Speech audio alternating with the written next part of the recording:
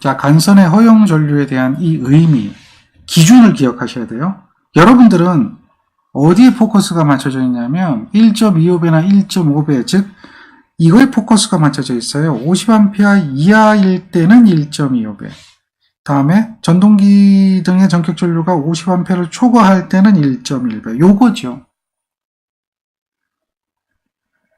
여기에 포커스가 맞춰져 있는데 사실 거기에 포커스가 맞춰지는 게 아니라 법에 대한 전체를 볼 수 있어야 돼요. 문장을 이해해야 됩니다. 판단기준 175조에 보면 전선은 접옥내 간선의 각 부분마다 그 부분을 통하여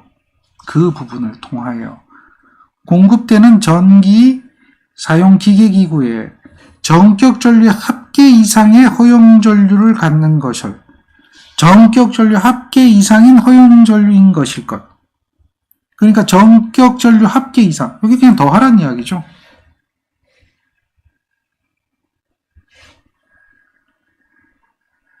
전기 사용 기계기구에 대한 전격 전류 다 더하라는 이야기예요. 전동기든 전열기든 전기 사용 기계기구가 있다면 그 전기 사용 기계기구에 전격 전류 합계 이상인 허용 전류를 가지는 것이어야 된다. 이거예요. 다만 이건 단서잖아요. 다만 그 전기 사용 기계기구 중에 다만 단서 조건이지. 그러니까 원래는 다 그냥 더해주는 거예요. 그런데 다만 전기 사용 기계기구 중에 뭐라고 되어 있냐면 전동기 또는 이와 유사한 기동전류가 큰 전기 기계기구, 기동전류, 이건 전동기뿐만 아니에요. 이와 유사한 기동전류가 큰 전기 기계기구, 여기선 전동기 등이라고 하는데 이것의 합계가 다른 전기 사용 기계기구의 전격 전류 합계보다 큰 경우,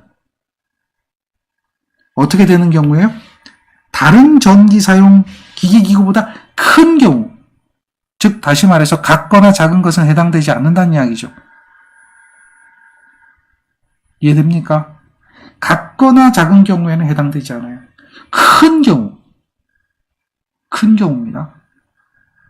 큰 경우는 어떻게 해요? 다른 전기 사용 기계기구의 전격 전류 합계의 다음의 값이라는 얘기는 뭐예요? 다음의 값. 그 다음의 값은 바로 뭐죠? 전동기 전격 전류 등의 합계가 50A 이하의 경우에는 1.25배. 50A 초과의 경우에는 그 합계에 1.1배를 한다. 이거는요, 큰 경우에만 해당되는 경우예요. 어떤 경우에 해당된다고요? 큰 경우. 같거나 작은 경우는 해당이 안 된다, 이 얘기예요. 요게 키포인트입니다. 여기에 대한 핵심을 알고 있어야 돼요. 법에 대한 개념을 알고 있어야 되는데 여러분은 뭐만 봐요? 얘만 본 거죠. 문장을 읽어보면 돼요. 읽어보면 그냥 더해주면 됩니다. 다만 전동기가 크면 그때 적용하는 거예요. 전동기가 크면